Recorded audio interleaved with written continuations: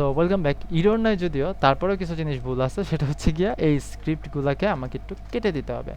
And এই যে এখানে স্ক্রিপ্ট যেটা একটা লেখা আছে, এটাকে আমরা জেএস ফোল্ডারের ভিতরে একটা কাস্টম ডট জেএস বানাই, কাস্টম ডট জেএস বানাইয়া ওই জেএস ফোল্ডারটার ভিতরে অ্যাড করে দিই। ঠিক আছে? আচ্ছা, তো এই গেল হচ্ছে গিয়ে আমাদের মোটামুটি কিন্তু যে কেউ মানে ফাইল বানানো শেষ। তবে এর আগে আমরা আরেকটা কাজ করব, সেটা হচ্ছে এই ফাইলটা এই জায়গায় মানে কাস্টম ডট জিএস বসানোর আগে আমরা এখানে একটা ফাংশন লিখবো এইভাবে। যারা যে করে পারেন তারা পারেন, না পারলেও কোনো সমস্যা নেই। আর পারলে তো আরও বেশি ভালো, আর না পারলেও প্যারা খাওয়ার কিছুই নেই। তো এইখানের ভিতরে হচ্ছে কি আমরা এই যে কিউরিটা বসাই দেবো, আর এইখানে দিয়ে দেবো একটা ডলার। ঠিক আছে? ওকে, আর একদম শেষে এই যে এইখানে আমরা আরেকটা ব্র্যাকেটের ভিতরে লিখবো হচ্ছে গিয়ে যে কিউরি। শেষ। আর চাইলে এইখানে এই ডলারটা বাদ দিয়ে যে কিউরি লিখতে পারে, কোনো সমস্যা নেই, ডলার দিলেও কোনো সমস্যা নেই। আচ্ছা, হয়েছে। একটা ভুল আছে, সেটা হচ্ছে এখানে একটা, এটা দিয়ে শেষ করতে হবে। আর এই কাস্টম ডট জেএস যেটা আছে এটাকে আমরা ফাংশনের ভিতরে অ্যাড করতে হবে।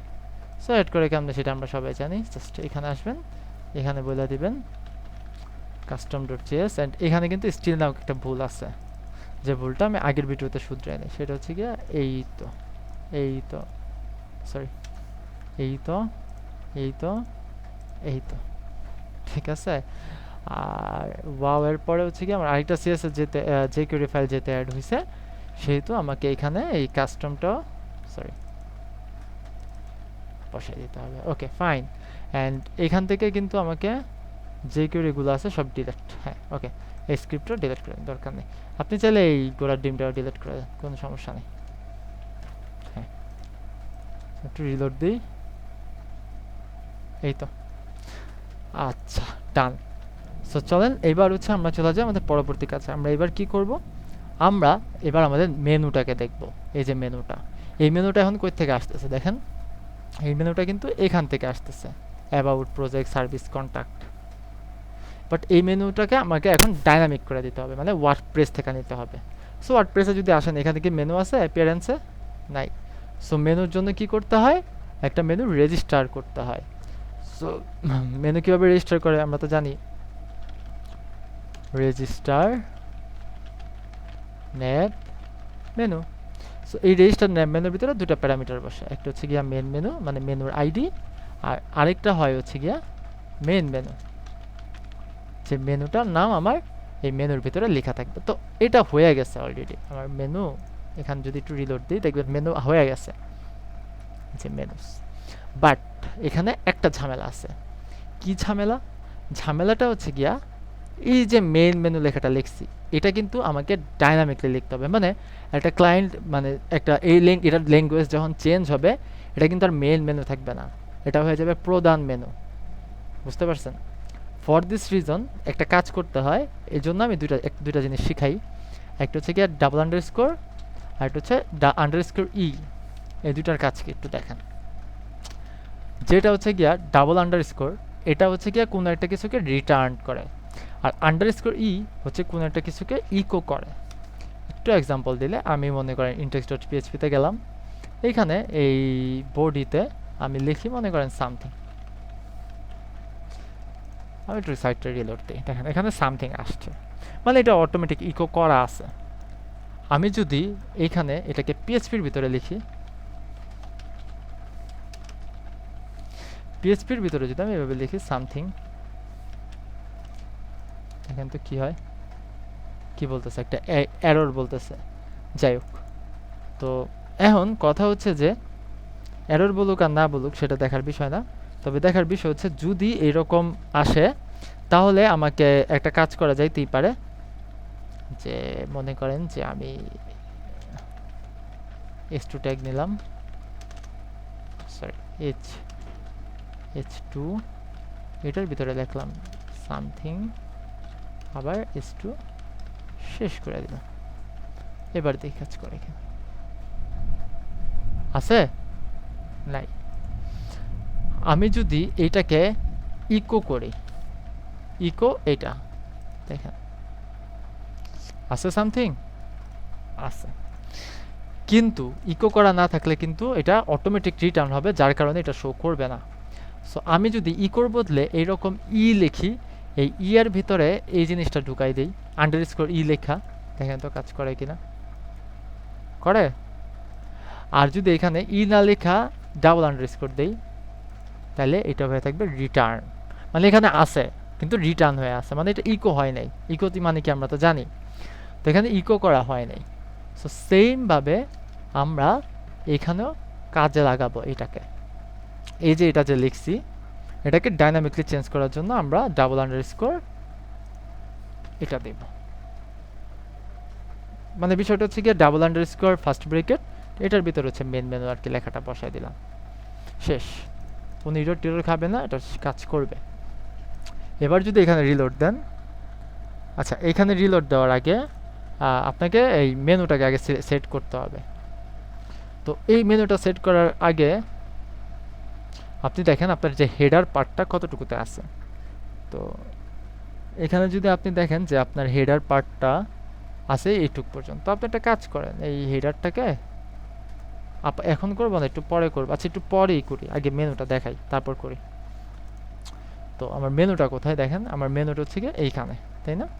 ইউএল কই, ইউএল এই যে ন্যাপ, মানে এখান থেকে মেনু শুরু, মানে এটা হচ্ছে মেনু।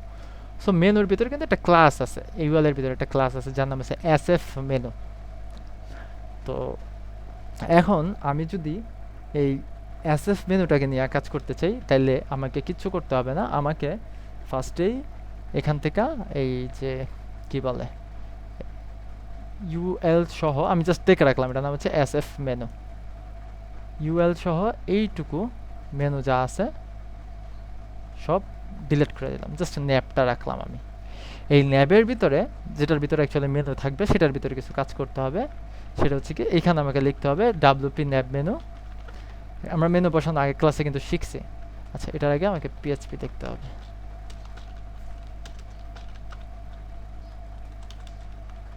সো ফার্স্টে কি লিখতে হবে, ডাব্লিউপি ন্যাব মেনু।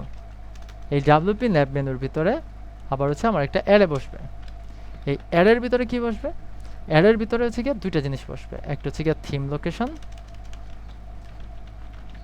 লোকেশন, আর আরেকটা বসবে হচ্ছে গিয়া থিম লোকেশনে কি বসবে, আমার মেনুর যে আইডিটার নাম আমি দিছি, কি আইডির নাম দিছি, মেন মেনু।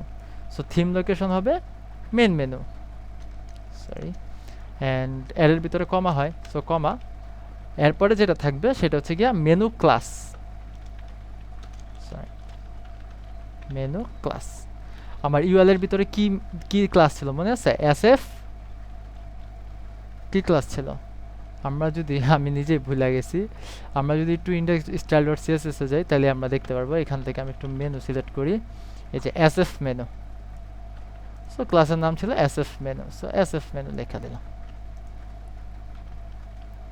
ওকে ডান। আচ্ছা এইবার আমি যদি এখানে একটু রিলোড দেই, অ্যান্ড এই যে মেনু, আমি আগে মেনুটা বানাই, ক্রিয়েট মেনু বানাইয়া এই যে এই দুইটাকে আমি মেন মেনুতে অ্যাড করে দিলাম। এবার এখানে রিলোড দেই, আসছে হোম আর স্যাম্পল পেজ।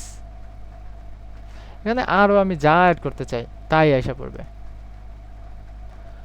ওকে, তো একটা জিনিস দেখেন, যখন আমি তাদের থিম নিয়ে কাজ করতেছিলাম, তাদের থিমে দেখেন আমি অ্যাবাউটে গেলে এই অ্যাবাউটের নিচে একটা দাগ আসতো, প্রজেক্টে গেলে প্রজেক্টের নিচে একটা দাগ আসতো, মানে প্রত্যেকটা নিচে একটা দাগ আসতো যে হ্যাঁ এইটা হচ্ছে গিয়ে এটার পার্ট। বাট আমার এইখানে আমি হোমে যদিও থাকি, মনে করেন এখানে আমি হোমে আসি, সে নিচে কোনো দাগ পাঠায় না, আবার স্যাম্পল পেজে আসি নিচে কোনো দাগ পাঠায় না, তার মানে ঝামেলা আছে। তো সেক্ষেত্রে কি করতে হয়, সেক্ষেত্রে একটা কাজ করা যেতে পারে, সেটা হচ্ছে গিয়া এইখানে আমার দুইটা, মানে একটা কাজ আমি যেটা আগেই করি, আগেই বলি, সেটা হচ্ছে গিয়া এখান থেকে আমি যদি এই মেনুটাতে ইন্সপেক্ট করি, যেই ফোল্ড বা যে পেজের ভিতরে আমি আসি ওই পেজের ভিতরে ডিফল্টভাবে একটা নাম বসে, সেই নামটা হচ্ছে গিয়া কারেন্ট পেজ আইটেম। এই যে কারেন্ট পেজ আইটেম, এখন আমি আসি স্যাম্পল পেজে, আমি হোমে যাই, দেখেন আমি একটু ইন্সপেক্ট করি, দেখেন কারেন্ট মেনু আইটেম এখন কোথায় আছে, এটাই হোমে। স্যাম্পল পেজে যাই,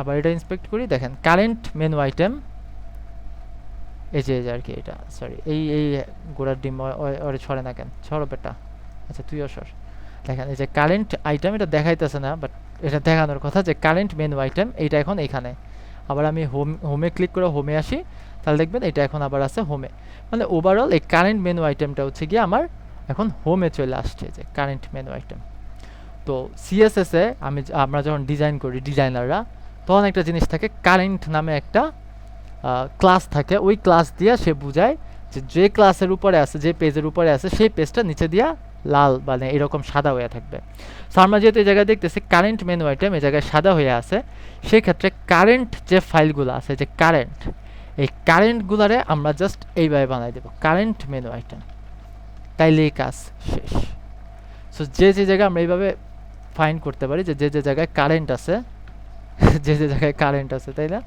সো সেই জায়গায় কারেন্ট বানান ভুল কারেন্ট 3 জায়গায় কারেন্ট আছে ফার্স্ট এটা চেঞ্জ করছি সেকেন্ডটার কারেন্টকে বানাই দিলাম কারেন্ট মেনু আইটেম থার্ড একটা কারেন্ট আছে এটাকে বানাই দিলাম কারেন্ট মেনু আইটেম শেষ রিলোড দেন কোথায় আছে হোমে ক্লিক করেন হোমের নিচে দাগ স্যাম্পল পেজে ক্লিক করেন স্যাম্পল পেজের নিচে দাগ ক্লিয়ার কারণ এটার নিচে এই ক্লাসটার ভিতর এখন কি আছে কারেন্ট মেনু আইটেম সো এই কারেন্ট মেনু আইটেম যার তলা যাইব যার উপরে যাইব তার উপরে একটা ডিজাইন বসবো কি ডিজাইন বসবো তার উপরে একটা ডিজাইন বসবো সেই ডিজাইনটা হচ্ছে গিয়া তার কালার হয়ে যাব নিচে দিয়া সাদা সো কারেন্ট মেনু আইটেম এখন কার উপরে আছে ওর উপরে সো ওর আমি বলে দিচ্ছি যে ভাই কারেন্ট মেনু আইটেম যেখানে দেখবেন তার নিচে সাদা বানাই দিবেন মানে তার স্টাইলের নিচে সাদা বানাই দিবেন সো সে কী করছে তার স্টাইলের নিচে সাদা বানাই দিছে তো এই হচ্ছে কি একদম